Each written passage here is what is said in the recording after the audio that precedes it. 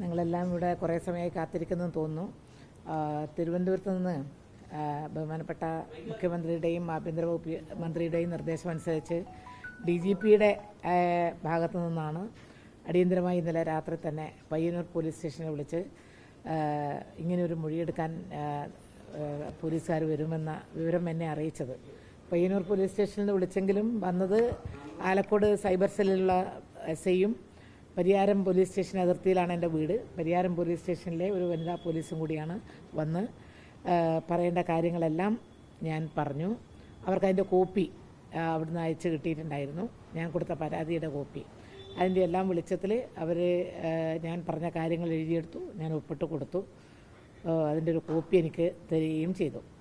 അപ്പോൾ എനിക്കേതായാലും അതിലൊരു നല്ല സന്തോഷം തോന്നുന്നു. വളരെ പെട്ടെന്ന് യുദ്ധകാലാടിസ്ഥാനത്തിൽ എന്ന പോലെ ഇതിൻ്റെ വളരെ ഗുരുതരമായ ഒരാരോപണം എനിക്കെതിരെ ഉയർന്നപ്പോൾ അത് അന്വേഷിക്കുന്നത് വളരെ അത്യാവശ്യമാണ് എന്ന് മനസ്സിലാക്കിയതിൻ്റെ അടിസ്ഥാനത്തിൽ വളരെ പെട്ടെന്ന് തന്നെ ആക്ട് ചെയ്തതിൽ എനിക്കും വളരെ സന്തോഷമുണ്ട്. അതെ, മാനനഷ്ട കേസ് കൊടുക്കും എന്നുള്ളത് ഞാൻ ഇന്നലെ പറഞ്ഞു, ഇന്നും പറയുന്നു. അതിൽ നിന്ന് ഒരു കടുകിട വിട്ടുവീഴ്ച ചെയ്യാൻ ഞാൻ തയ്യാറല്ല. കാരണം അത്രമാത്രം വ്യക്തിഹത്യ, ഒരു വ്യക്തി അധിക്ഷേപം എന്ന് നമ്മൾ സാധാരണ പറയാറുണ്ട്. ഒരു വ്യക്തിയെക്കുറിച്ച് ഏതെങ്കിലും തരത്തിലുള്ള വിമർശനമോ ആരോപണമോ ഉന്നയിക്കുമ്പോൾ അതിലെന്തെങ്കിലും വസ്തുതയുണ്ടോ എന്ന് അന്വേഷിക്കുക എന്നുള്ളത് ഒരു ധർമ്മം മാത്രമാണ്. പക്ഷേ അക്കാര്യത്തിൽ ആരും ഇപ്പോൾ ഇതുവരെ വന്നിട്ടുള്ള 3-4 പ്രിൻ്റ് മീഡിയ ആയാലും വിഷ്വൽ മീഡിയ ആയാലും അവരുടെ ഭാഗത്തു നിന്ന് അത്തരത്തിലൊരു ചോദ്യമോ അല്ലെങ്കിൽ അന്വേഷണമോ ഉണ്ടായില്ല എന്നുള്ളത് എന്നെ വളരെയേറെ വേദനിപ്പിക്കുന്ന ഒരു കാര്യമാണ്. ഇങ്ങനെയുള്ള ഒരു അങ്ങേയറ്റം ഹീനമായ ഒരു തെറ്റ് ഞാൻ ചെയ്യും എന്ന രീതിയിൽ അവരത് ചെയ്തു എന്ന് കൃത്യമായ ബോധ്യപ്പെട്ടതിൻ്റെ അടിസ്ഥാനത്തിൽ എന്ന പോലെയാണ് അവർ ആ വാർത്ത സംപ്രേഷണം ചെയ്തത്. അതിലേറ്റവും എന്നെ വേദനിപ്പിച്ചത് നമ്മുടെ കണ്ണൂർ ജില്ലയിലെ സുദിനം പത്രം. സുദിനത്തിലെ എല്ലാ റിപ്പോർട്ടറെയും എനിക്കറിയാം. അവരെന്നോട് ഒരു ചോദ്യം ചോദിച്ചില്ല. ആ ചോദ്യം ചോദിക്കുന്നതിന് മുമ്പ് കണ്ണൂർ 5 കൊല്ലം ഞാൻ പാർലമെൻറ്റ് മെമ്പറായി. ഈ സിറ്റിയിലെ ഒരു വീട് പോലും ഞാൻ കയറാത്ത വീടില്ല. ഇപ്പോൾ ഈ നഗരങ്ങളിൽ ഈ കണ്ണൂർ മുനിസിപ്പാലിറ്റിയിൽ പ്രധാനമായും ഉച്ചക്കെത്തുന്ന ഒരു പത്രമാണ് പലപ്പോഴും സുദിനം. ഇല്ലെങ്കിൽ വായിച്ചവർ കൈമാറിപ്പോവും. അങ്ങനെയുള്ളൊരു പത്രമാണ് സുദിനം. എല്ലാം വായിക്കുന്നില്ലെങ്കിലും അതിൻ്റെ ഹെഡിങ്ങൊക്കെ വായിച്ച് അങ്ങനെ ഈ സിറ്റിയിൽ നിന്ന് കണ്ണൂരിൽ നിന്ന് നിരവധി ആളുകൾ ഇങ്ങനെ സുദിനത്തിൽ ഒരു വാർത്ത വന്നിട്ടുണ്ടല്ലോ. ഞാൻ പറഞ്ഞു, അത് സുദിനത്തിൽ എങ്ങനെയാണ് അങ്ങനെ ഒരു വാർത്ത വരിക? അപ്പോഴാണ് പെട്ടെന്ന് എൻ്റെ അഡീഷണൽ PS ആയിട്ടുള്ള വേണുഗോപാലൻ, നിങ്ങൾക്കൊക്കെ അറിയാമായിരിക്കും, 15 കൊല്ലം ഞാൻ MLA ആയിരുന്നപ്പോഴും അതിനുശേഷം മന്ത്രിയായിരുന്നപ്പോഴും പിന്നെ MP ആയിരുന്നപ്പോഴും വളരെ വലിയ ഉദ്യോഗസ്ഥനായി വിരമിച്ച ആളാണ്, സർക്കാർ ഉദ്യോഗസ്ഥൻ. അദ്ദേഹം എനിക്ക് സുദിനത്തിൻ്റെ ഒരു കോപ്പി മുഴുവനായിട്ട് അയച്ചു തന്നു. അത് നോക്കിയപ്പോൾ ഞാൻ വളരെ വിഷമിച്ചു. കാരണം ഞാനതങ്ങനെ ചെയ്തു എന്നുള്ള മട്ടിലാണ് അതിൽ എഴുതിയിട്ടുള്ളത്. അവരെ വിവരാവകാശ കമ്മീഷൻ കൊടുത്തതാണ് എന്നുള്ള രീതിയിലാണ്. വിവരാവകാശ കമ്മീഷൻ്റെ ഭാഗത്തുനിന്ന് എപ്പോഴും ഇനി അങ്ങനെയും ചിന്തിക്കാമല്ലോ, കമ്പ്യൂട്ടർ ടൈപ്പ് ചെയ്യുമ്പോൾ എറർ വരും ഇല്ലേ? അങ്ങനെ ഒരു മിസ്റ്റേക്ക് വന്നതാവാനാണ് സാധ്യത. അതുകൊണ്ട് ടീച്ചറോടൊന്ന് ചോദിക്കട്ടെ, അങ്ങനെയൊന്ന് ചോദിച്ചു പോകുമല്ലോ.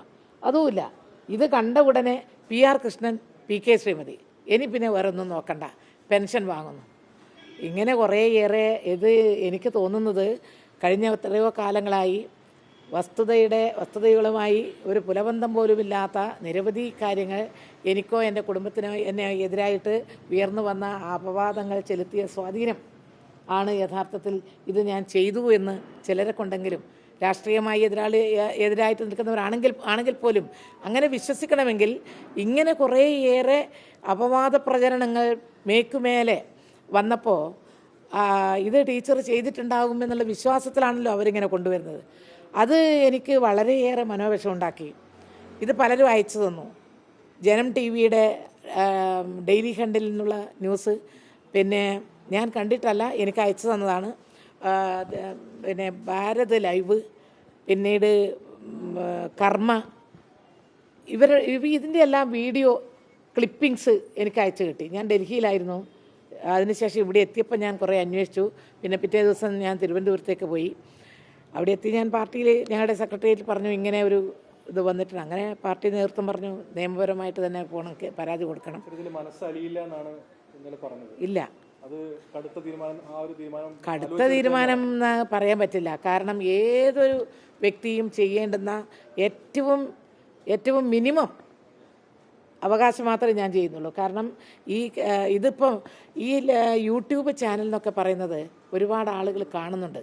നമ്മൾ വിചാരിക്കുന്നത് പ്രമുഖമായ പ്രധാനപ്പെട്ട മാധ്യമങ്ങൾ മാത്രമേ എല്ലാവരും കാണുന്നുള്ളൂ എന്നല്ലേ.